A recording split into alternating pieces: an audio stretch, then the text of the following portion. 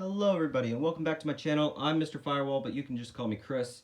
I mentioned on a previous video and a video before that too, I think, and maybe even one before that I wanted to do something with painting. This is not that video, but this is a preview video to tell you what you're going to need. So let's get right into it. And I'll also leave links at the end for websites you can find this stuff at. Most of it's Bob Ross and some of it's Amazon. Alright, so let's start off with the easiest one to talk about. This is a blender brush. Buy it just in case I do find myself using this for the Bob Ross tutorial that I'll be basing my painting off of in the next video. Probably gonna be a live stream. Anyway, but yeah, buy this just in case, but most likely buy it and then just like leave it somewhere. I gotta wash my hands now because I hate that brush. Yeah, they shed a lot. Not just the Bob Ross ones. Most blender brushes, oh my gosh, they shed. Buy it, but don't ever use it. It's hell.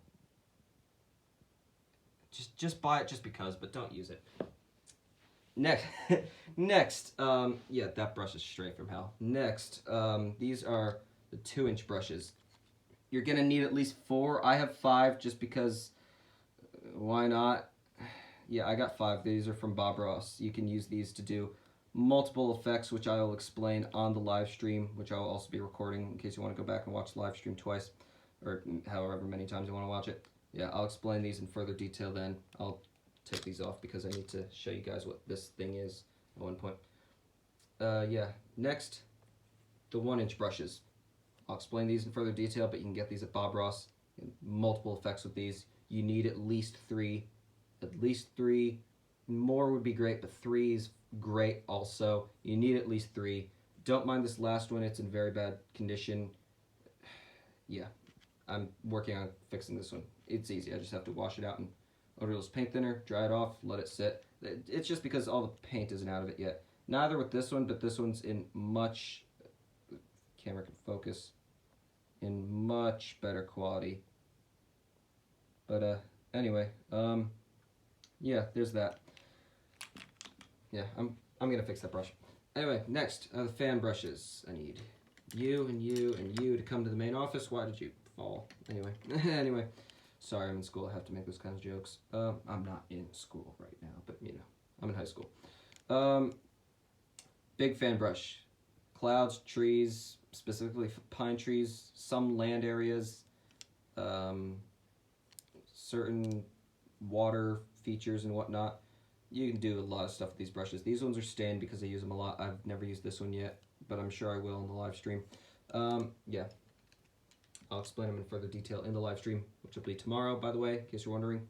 This, mind that little red paint, that's nothing, that's not even actual paint, it's just a stain. I haven't used it yet, but it did touch some red paint.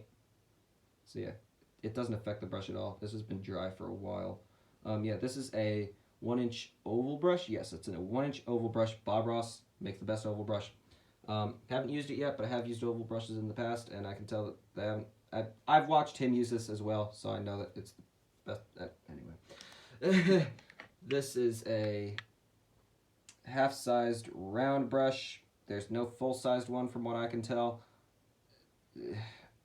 Get this. I don't know if we'll be using this, but get it. You can use it to make bushes and shrubs and stuff. Same with this one. Like background trees is what this thing is best for. Oh, foliage rather. Yeah, foliage brush. Get these two. We might not use them, but just get them just in case so you have them so you can do other paintings and whatnot. This is a filbert brush.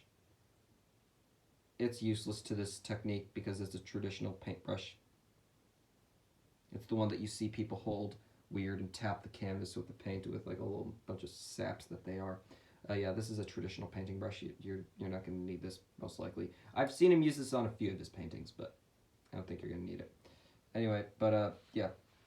Moving on. This is your liner brush. The most important. You can make this. You can. Oh my gosh, I can't speak today.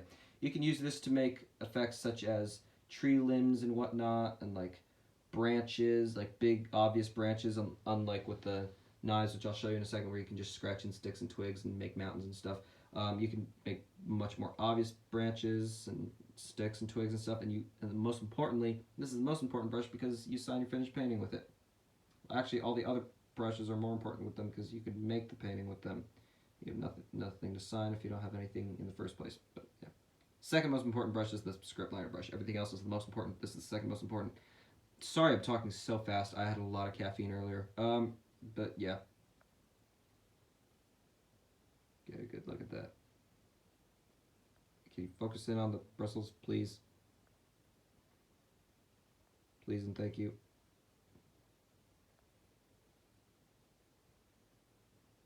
No, whatever. You get it. You can kind of see it from far away. Just zoom in. Anyway, but yeah. There's that. Now, this is a brush beater rack. You see Bob Ross in his videos, he beats it against the leg of the easel. Bad idea, especially if you don't have drop cloths all over your walls. You're going to get paint thinner everywhere. I didn't believe him, and then I screwed up, and now I believe him. Yeah. Get this. You can beat your brush against this. You put this in a waste paper basket like a you can even just put this in like a box like this and beat the devil out of the brush in here. It contains all of your liquid, like your paints and your oil, oh my gosh, I can't speak. Your odorless thinners. I'm usually a very good speaker, but today I'm just, for whatever reason, screwing up. This is your odorless thinner. I prefer the Bob Ross brand just because I have no information on other brands, and if you don't know anything about something, don't bother with it. I know a lot about this. I've used this in the past. Just get the Bob Ross one. Yeah, it's expensive. Just deal with it. I don't care. It's like 20 bucks for the thing. Your knives. Small knife, big knife. These are not the Bob Ross ones, but they're the same size as them. I got these on Amazon. I'll leave a link. Okay. Moving on. You can do mountains and stuff. They're cool. Okay. Anyway, I'll do that in a second then. I'll just get this out of the way. You put this in a circular trash can or whatnot. It can't be a plastic one. It has to be at least a metal trash can. Or if you're one of those weirdos with a glass trash can, then sure, that too. Plexiglass trash can, I guess, maybe. I don't know if plexiglass has plastic materials or ingredients to it, but whatever, yeah. Preferably a regular glass or metal trash can, as apparently from what I've been told by my father, who uses paint thinner in wall paintings and whatnot, like when he paints the walls and he has to... Apparently from what I've been told by my dad, that odorless paint thinner in general, because he's never used odorless paint thinner in general, does weird stuff to plastic, and it'll melt them and there will be holes all over the place and whatnot. I don't know if that's true or not because this is odorless and whatever. Just don't use a plastic trash can. Moving on. Okay. Why is this so heavy for some reason? Okay. I'm sorry you see nothing, but now you see something. This is an acrylic plastic. It's an acrylic plexiglass palette. It's usually very crystal clear. Obviously, you can see smudges and stuff all over the place. That's on the other side, or is it? Yeah, it's on the other side. That was... Bob Ross loves to put stickers on everything, and they love to use that weird, like, tacky glue stuff, and yeah, it's leftover residue of that. I just use this side instead, so yeah, that's fine. But yeah, moving on. So there's that. Now, for the paints, these are very important. You are going to want oil paints. You do not want to use acrylics. Acrylics, I'll explain it on the live stream, but they won't work for this. This is oil paint. Get the Bob Ross ones for the majority of the colors, but the rest of the colors you can find on Amazon via Winsor & Newton, the Winton line of oil paints. Get 200 milliliter tubes. Don't get these flimsy little 37 milliliter tubes. This won't do anything. Plus, these are very old. This is an old model. This is like from the 90s. These belong to my uncle. I don't know why I have these. I don't know why I have them at all, but yeah.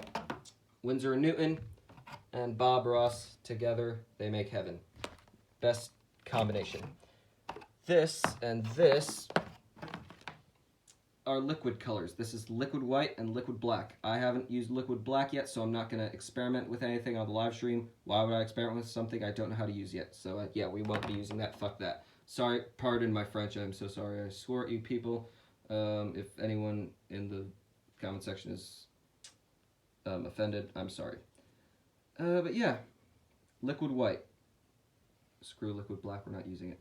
Liquid white. Moving on, liquid white. Yeah, this is what you glaze your canvas with. I'll get into how much you should put on your canvas in the live stream, which will be tomorrow.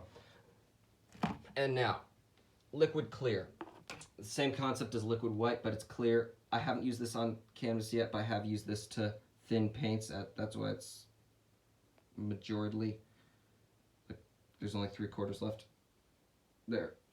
But yeah, we're not going to be using that or the liquid black. We're not going to be using gessos either because I've not been taught by Bob Ross yet on how to use gessos and how to apply them, how long to wait for them to dry and whatnot. I haven't Googled anything about them yet, so I'm not going to use stuff that I don't yet know how to use. But yeah, that's basically it. This canvas, although it's still wrapped, I'll tell you about it. It is a 18 by 24 inch canvas. That's the one I'll be using. You could use a different size canvas, but I don't know, like, if you've never painted before, just get the same size that I'm using so you don't have to feel obliged to fill in empty space with, you know, with other stuff. If you're going to get a different size canvas, get one that's smaller, not bigger, because if you get something bigger, you're going to have to figure out what to fill in the empty space with. And if you don't know how to paint yet, that's going to be hell, and your painting's not going to end up looking very good because you're going to be eyeballing what to do. Don't eyeball it unless you know what you're doing yet, okay? Which shouldn't take very long. I'll get into my painting history and how I've improved in a second. But yeah, at first you're just going to want to same size or smaller. Don't go bigger. Smaller, you don't have to put as much. You'll just basically just make what I'm doing, but smaller. Bigger, I guess you could do what I'm doing, but bigger. But yet again, you'd have to do math in that case. It's easier to make something smaller than it is bigger. Most people just end up adding more. But yeah, I have to get this plastic stuff off of it first. But yeah, double primed, pre-stretched. I believe cotton. Don't get the other one. There's cotton and then there's fleece. Or no, not fleece. They don't have fleece canvas. They have cotton or I don't know. But I believe this is a cotton canvas. I'm not sure though. Yeah, you want a very smooth canvas. You don't want something that's got like a lot of tooth to it, like very big stitches. You want very small stitches that you can barely see at all. You can kind of see these ones, but that's just the lighting. Dancing off the shadows on them. It's a very smooth canvas, I promise you. Yeah, so just get this. Yeah, I'll put the Amazon link to these in the comments down below, in the description of the video. And yeah, now, for practice, and yes, I know you've been looking at that. That is an acrylic painting that I've been working on. That is Bag End, which is Bilbo Baggins' Hobbit hole from the movies The Hobbit and The Lord of the Rings, and also the books The Hobbit and The Lord of the Rings. Read those books, watch those movies, they're awesome, you won't regret it, they're amazing. J.R.R. Tolkien was an amazing author, and I can't remember the name of the guy, I think Peter Jackson, I think is the guy's name who did the movies. Awesome director. Now, this is the stuff you want to see. It won't take you very long. This was originally supposed to be a painting, but I just decided to practice with the knife and the brush and just see how to get it. So I just basically threw some color on the canvas and then just went from there. Yeah, that's my dog in the hallway if you hear him. I basically just threw some color on the canvas and then just scratched around with the knife and the brush and stuff just to get a custom. Just what I'm saying is mess up your first canvas on purpose if you have to. Probably don't. Just watch my video in its entirety and then go back and then do it so you don't have to waste a canvas. I wasted this because I ended up putting way too much liquid white on the canvas and it ended up looking really bad, so I was like, you know, scrapping it. But yeah. That was my first attempt. Pretty embarrassing, right? Moving on. Moving on, I'll just put this right over here. Yeah. Pretty bad. Moving on, this was my second ever canvas attempt. Sorry if the screen just went blurry for you. I can't tell, but it did, for me at least. This is my second attempt. Pretty good. You know, I didn't really blend the clouds as much as I could have, and the trees look a little, you know, I could have done better. And it looks like I started with a fan brush at one point. I don't know, but yeah. This was my first attempt at a cabin, which I am glad to say I have gladly, you can't see it in the dark, but I've improved is what I'm trying to say. Yeah, the reflections didn't turn out too good, very green though, but they didn't turn out too bad, but they're very green. Yeah, basically what I'm saying is I got better very quickly. Pine tree came out pretty good, although I don't like doing pine trees because I widen them out too quickly and then they just end up being humongous.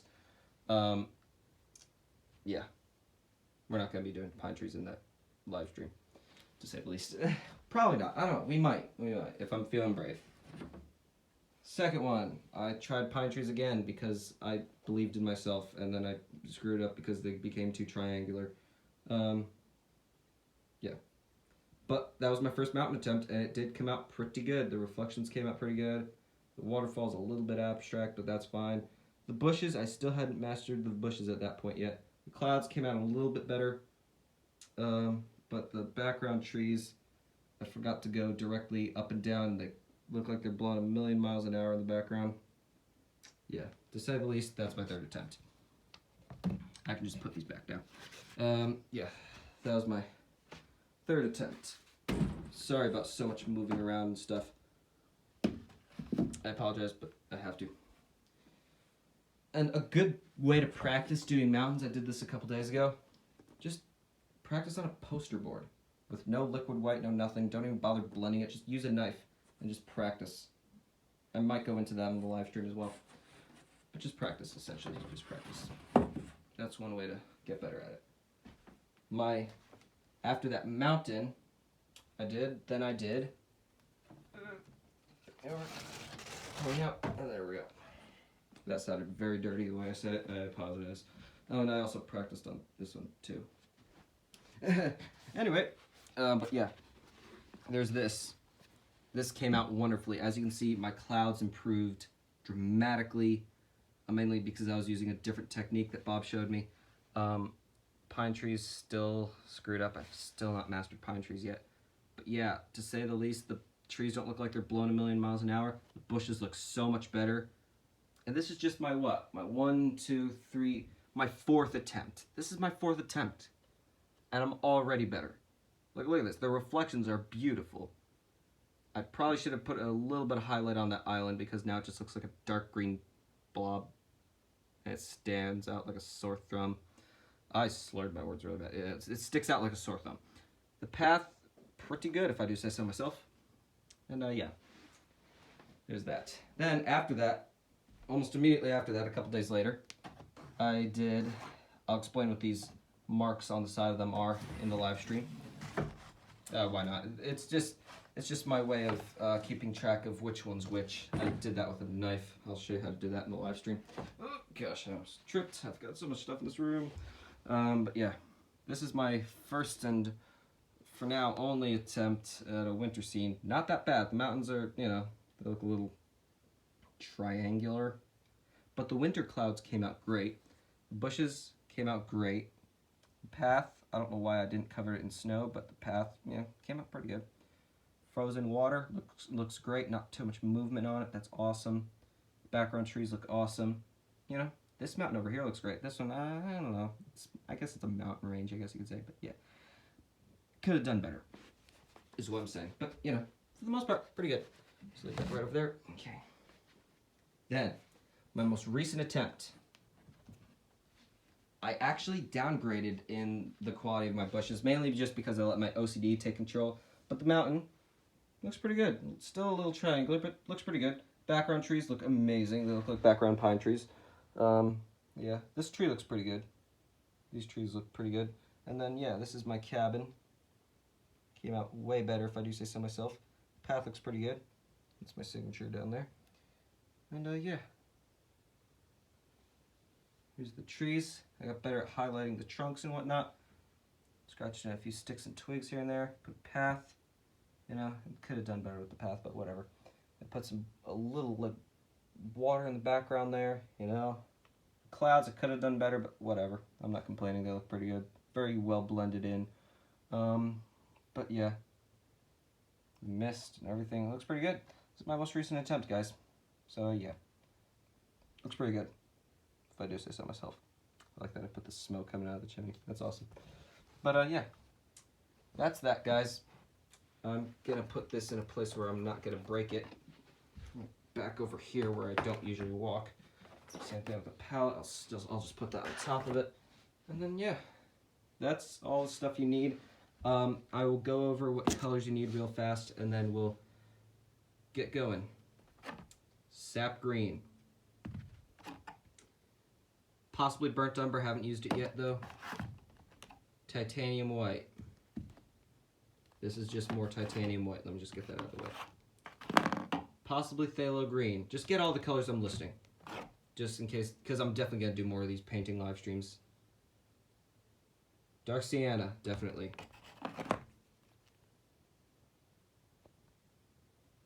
Yellow ochre. Sorry, I couldn't read it. Okay, it was fuzzy.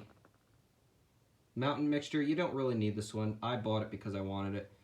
Mountain mixture, buy it if you want. If you have the extra money, buy it. But it's a waste of money because you can just make the same colors. You can make the same color with a mixture of like Prussian blue and black and like a few other things, but that's really good. Mountain mixture. Bright red, definitely. Alizarin crimson, definitely. Let's start stacking these here. Van Dyke brown, yep, we're gonna need that. I mean, you could probably just mix dark sienna and black, but get Van Dyke brown, it's worth it. Prussian blue, it's a very dark blue, it's awesome. Phthalo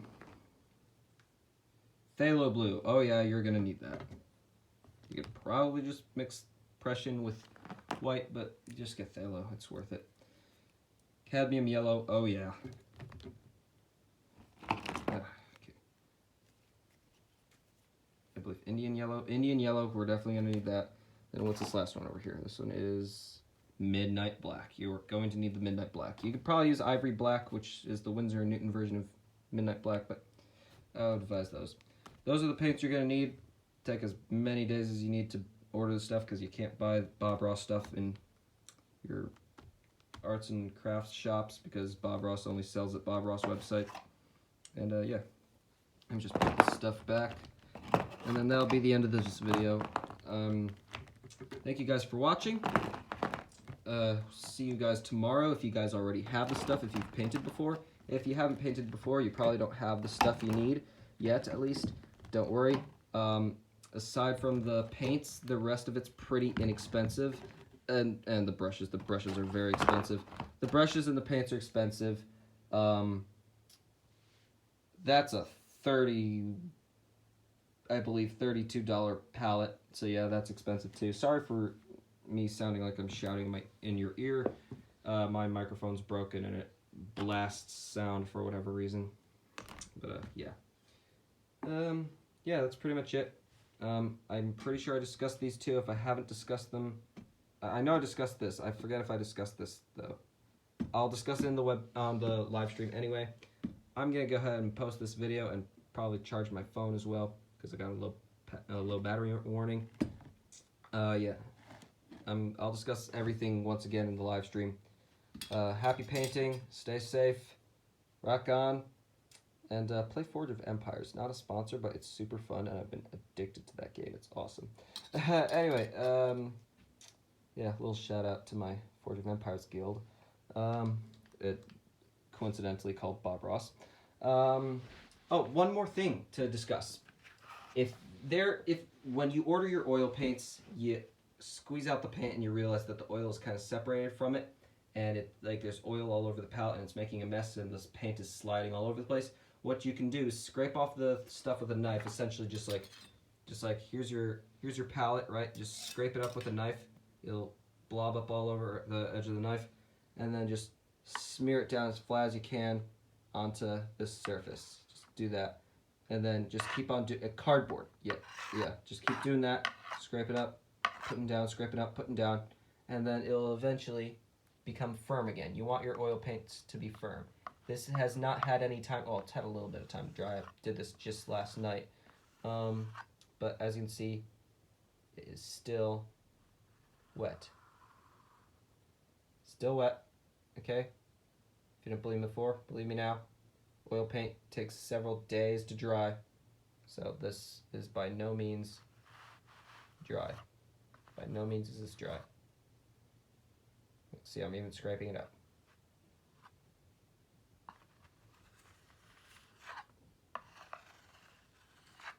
See, it's by no means dry, it's just firm, the way it's supposed to be. It's supposed to be firm, see? It's wet. But yeah, just do that, and just do that with any color that gives you issues, and it'll become firm again. Essentially, the excess oil will be absorbed into this. You'll lose a little bit of paint, obviously. You're not going to lose this much paint, relax. I was doing this to do that mountain you see over there. I just used this as my palette because this palette was downstairs and there was a spider there and I didn't want to go downstairs. So yeah, I was just using this as a palette, but then I also realized that if you keep on doing the scraping thing that I showed you, you can actually end up like getting all that excess paint off, excess oil out. Just, you know, you get it. Anyway, that's basically all I have to say for now. You won't lose that much paint. You'll probably lose about maybe, if you have that much paint, you'll probably lose about that much. You know, so you'll still have this much originally, this much left. You'll keep the majority of your paint. You know, you shouldn't lose much. The color obviously gets soaked into this. And if you're wondering, doesn't the oil seep through? Barely. This is after letting it sit for like almost 24 hours. Relax, it'll be fine. Yeah. There's that. Have a great day, guys. Enjoy your painting. I can't wait to see you guys tomorrow in the live stream. And yeah, rock on. Stay safe.